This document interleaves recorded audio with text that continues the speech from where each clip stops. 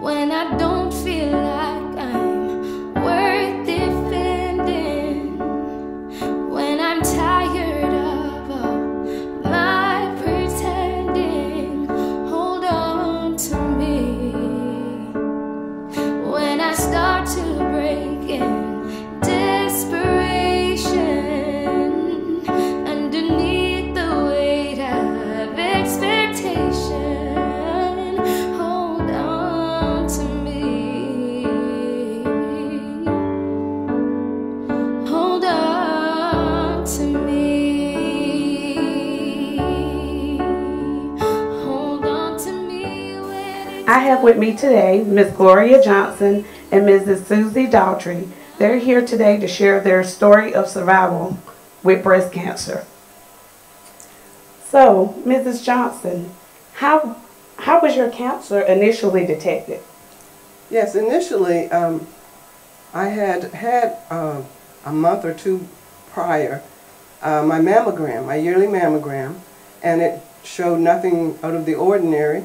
But I religiously did my breast self-exams, and I did, in doing my breast self-exam, I found a small lump.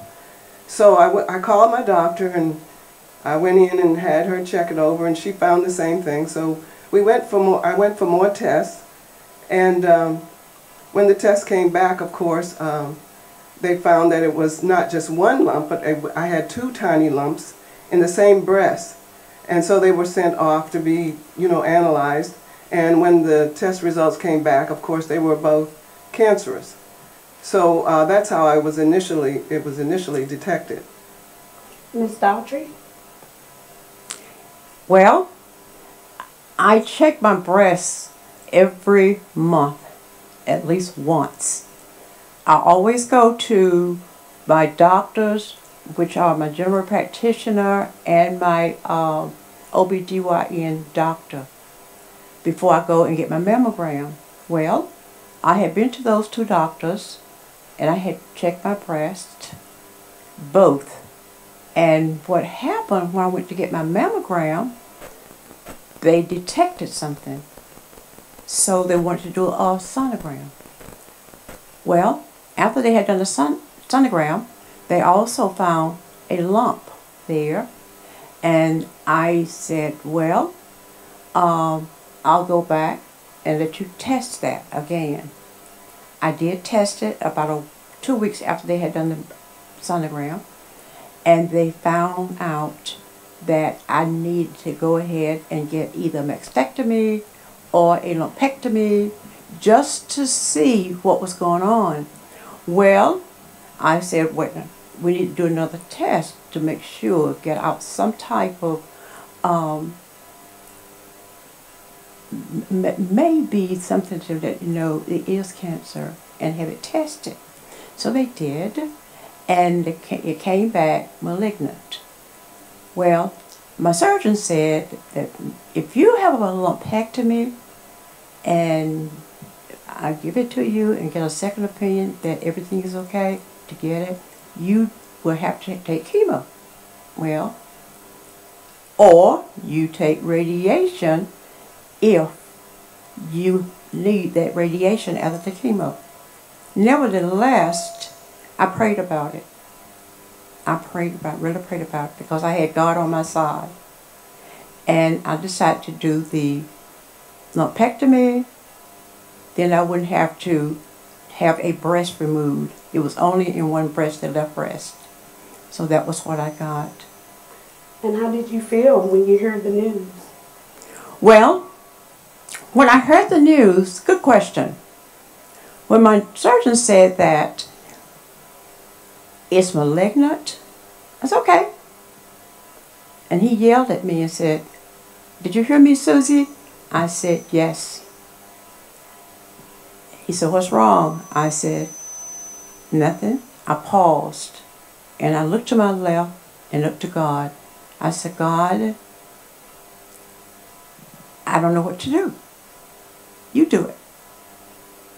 I felt a relief at that moment. Okay. Ms. Johnson, how did you feel, and how long did you receive treatments? Yes, I when I got the news that I had the breast cancer, I had sort of prepared myself because I tend to do that anyway. I usually prepare for the worst, and usually it's not as bad as I put in my head it's going to be. But when I went to the doctor, I anticipated it was not going to be good news because he called and said for me to come in to talk about my test results instead of telling me the results over the phone like they usually do. So that sort of tipped me off. It wasn't going to be great news. But when I got there and he told me, I've sort of paused for a moment and praying to myself in the midst of this news, and then I got myself together and thanked the doctor, and we went on, and then we began the journey of going through what you have to go through when you have breast cancer, the tests and the all of that, and but I had to have a mastectomy because of the fact that I had 2 tiny lumps, and because of the position, a lumpectomy could not be done. So I had to have a mastectomy. And I had 6 months of chemotherapy. I didn't have to have radiation. They told me that the chemotherapy was just a precautionary measure because the lumps were so tiny. So that began my journey, which I have been on for the last 26 years. And God was at the beginning of it, and He's still with me. I really don't know how people who go through things like breast cancer diagnoses really can make it if they don't have God in their lives. So that was the key in my journey. And Miss Daughtry, did you have a support network, and how did you remain positive? Well, the day that I asked God to just take care of it, I started my step 1 then. And I knew from day 1 that I had God on my side. So therefore, every step that I went through from 2006 to 2021, I've had no problems, no aches, no pains.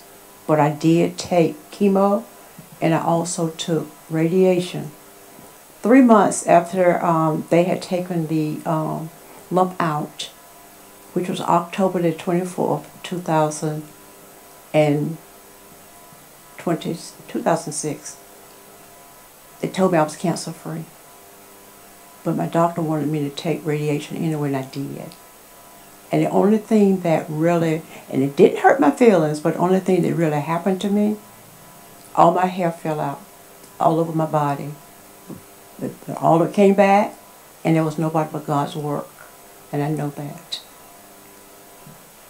And I know you had a wonderful support system as well. Yes. Like I said before, God, of course, is #1 support. Mm-hmm. But my family were key as well. My husband and my 3 daughters and my friends. When I went for my treatments, I never went alone. They had to sometimes say it was too many people because I had so many people that went with me for the treatments. And that's been that way all through my journey with breast cancer. And so to me, I've learned a lot through this journey. Although sometimes when what they say, bad things happen, but sometimes you learn a lot from those things. And I have learned a lot. Prior to breast cancer, I would never have said, yes, I'll come here and talk in front of some people. I would never have done that. But through my journey, I try to get the word out to as many people as possible, how important it is to take good care of yourself. And also your, not just regular health, but your breast health, all combined.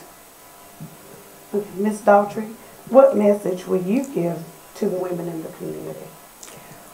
Well, I left out the support, and I'm very sorry, But my family too was really great support. They treated me like I was a baby, and they did everything for me. And I do appreciate that to this day. Now, I say to especially our black women, not just the black women, but all women. The black woman is the one that most of the times die from cancer. Number one is because they have a fear of not going to the doctor, or they will not, let me put the we in it because I'm a black woman. We will not go to the doctor. We are afraid to contact insurance companies that will help us. There's always a reason that we don't go. The white woman is the one that seems to get everything that he or she that she needs. Most white women, according to percentage, if you're looking at 100, they have more cancer than black women. But the black woman dies because she does not prepare herself for the rest of her life, according to cancer. Now, God is number one. Number two is yourself, women. Please, please start taking care of yourself, each one of you. All you have to do is take a step forward, and that's toward God. Step 2, that's in God. And 3, make sure you follow His path, because He will direct your path. Take care of yourself is the number one. Start now. Not you get 50 or 60 or 70 years old, but start early in your life. Because now, even colon cancer is almost 100% ahead of the black woman, or white woman. Please, please, please. I would just add to what Susie said, that it's so important for black women, all women actually, to take good care of themselves. We can't put it on somebody else. We have to do it ourselves. Mm-hmm. And if you ever are diagnosed with breast cancer, don't take it as a death sentence, because it really isn't. I'm living proof that there is life after breast cancer. Mm-hmm. I'm a 26-year survivor, and so I know that there is life after breast cancer. Also, I'd like to say that if you are diagnosed with breast cancer, do everything that you can to stay positive, because it really does help. Don't lose your sense of humor, and include your family. I think that if I had to do anything over, it would be to include my children more, because I found out 15 or even more years later that what they were going through as I was going through this cancer journey. One of my daughters wasn't doing so well in school after she was doing great before I had my diagnosis, but after that she didn't care. She just felt like I wasn't going to be here, so she didn't really want to have good grades and all of that. So I didn't even realize this was going on until some years later. Well, I realized that was going on, but there were so many other things that were going on with my children that I didn't know. So include your children according to their age as much as you can if you're going through a breast cancer journey. I would like to add something to what Gloria said about family. My daughter was in her late 30s when we found out that I had cancer, and I didn't tell her. I did not tell her. My family knew that. When she finally found out, almost a year later, she was very upset. So I want to go along with you as telling your family let them understand what's going on and let them walk the path with you. It makes them stronger.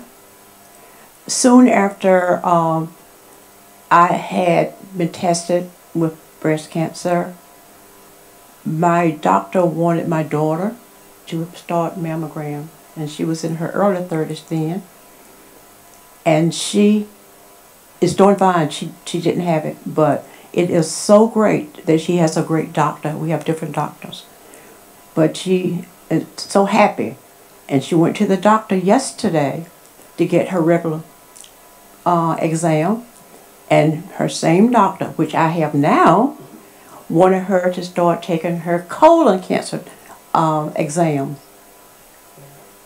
And early, she's just 46.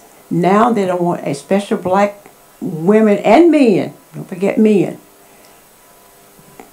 are having colon cancer more prevalent than they used to. And she said it was in the black people. So tell your husband, if you're a black woman, tell your husband it's time for you to get a colonoscopy, especially if you're in your early 40s. Let's save our people. One other thing that I would say to anyone going through breast cancer is don't leave God out. I don't really know how anyone could go through something like this if they don't have God in their lives. It's true. It's just, I just don't understand how they can go through it. Anyway, and if you don't have God in your life, it's not too late to have Him in your life. Start it today. Take God in your life today. We pray that your message will reach someone out in the community today and encourage them to go get their annual breast exam and to do a monthly self-exam so that they can detect the cancer, the breast cancer, if it is there, or the tumor, and to know that they do have a support system in the community. But their number one support system is God. Put God first in everything that you do. Thank you.